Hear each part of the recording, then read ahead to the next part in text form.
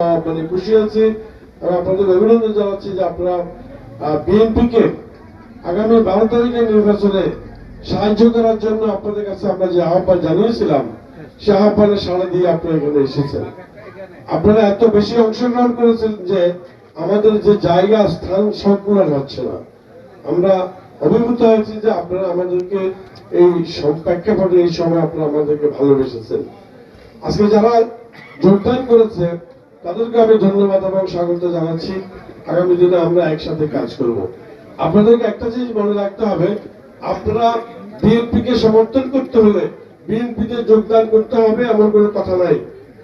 আপনি আপনার পছন্দের দল করতে পারবেন, যা খুশি তাই যে কোনো কিছু করতে পারবেন, কিন্তু আপনি আমাদের আহ্বান হবে দেশের এই প্রয়োজনে আগামীর বাংলাদেশ কেমন হবে, আগামীর বাংলাদেশটা অতীতের বাংলাদেশ থেকে আমরা একটু ব্যতিক্রম করতে চাই। সেজন্য আপনাদের সহযোগিতা দরকার। এই মুহূর্তে কোন দলকে ভোট দেওয়া দরকার সেই সিদ্ধান্তটা আপনারা নেবেন। যে দলটা সরকার পরিচালনা দেশকে ধ্বংসস্তূপ থেকে তুলে আনতে পারবে, ধ্বংসস্তূপ থেকে দেশকে রক্ষা করতে পারবে, তাদেরকে ক্ষমতায় এবং দায়িত্বে দেওয়ার জন্য আপনাদের ভূমিকা রাখা দরকার। গ্রামে আপনাদের কথা 100টা মানুষ শুনবে, 500 জন মানুষ শুনবে।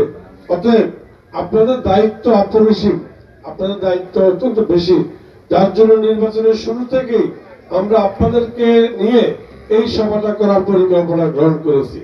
নানা কাজের ব্যস্ততা, নানা বাধা অতিক্রম করতে গিয়ে হয়তো আমাদের সময় লেগেছে, বিলম্ব হয়েছে, কিন্তু আজকে আমরা সফল হয়েছি। আমরা ধন্যবাদ জানাই এই প্রোগ্রামটা যারা আয়োজন করেছেন, পরিশ্রম করেছেন, তাদেরকে ধন্যবাদ জানাই।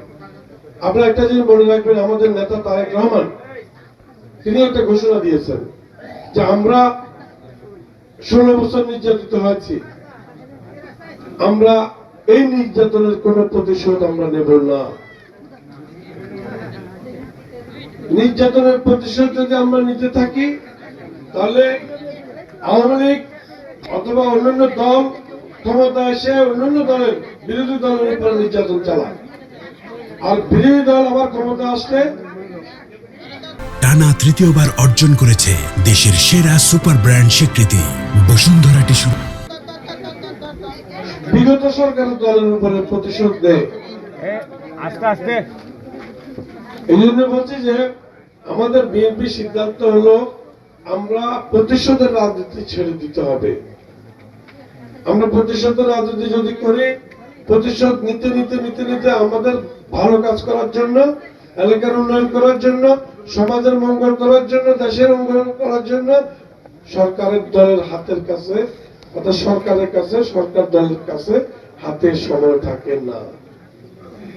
দেখেন বিগত 15 বছর আওয়ামী লীগ অনেক কিছু করতে পারত, যেহেতু তারা 15টা বছর ছিল, লাগাতার 15 বছর, কিন্তু একসাথে ক্ষমতা থাকা অনেক বড় ব্যাপার। আমি 5 বছরে আপনাদের দেখা কি করেছি, এই এলাকার কোন একটা জায়গা না যেখানে একটা রাস্তা যায়নি আমার হাতে। স্কুল, কলেজ, মসজিদ, মাদ্রাসা, ক্যাম্প, মন্দির, গির্জা এবং সামগ্রিকভাবে বিভিন্ন প্রকল্প, এত কিছু যদি আমি 5 বছরে করতে পারি, তাহলে এখানকার এমপি মন্ত্রী যারা ছিলেন তারা 15 বছর তো এই অঞ্চলকে অত্যন্ত উন্নয়ন, অত্যন্ত ডেভেলপমেন্ট করতে পারতেন, অনেক বেশি ডেভেলপমেন্ট করতে পারতেন। এই অঞ্চল আয় উন্নতি বাড়িয়ে দিতে পারতেন, আয়ের অর্থনৈতিক চাকা ঘুরিয়ে দিতে পারতেন, প্রত্যেকটি মানুষকে স্বাবলম্বী করে দিতে পারতেন, কিন্তু এই সময়টা ওনারা কাজে লাগাতে পারে নাই। আর আমরা হলে ঠিক এই সময়টাকে কাজে লাগিয়ে মানুষের মন জয় করে আরো বেশি দিন থাকার চেষ্টা করতাম, মন জয় করে। তারা পারে নাই। কেন তারা পারে নাই?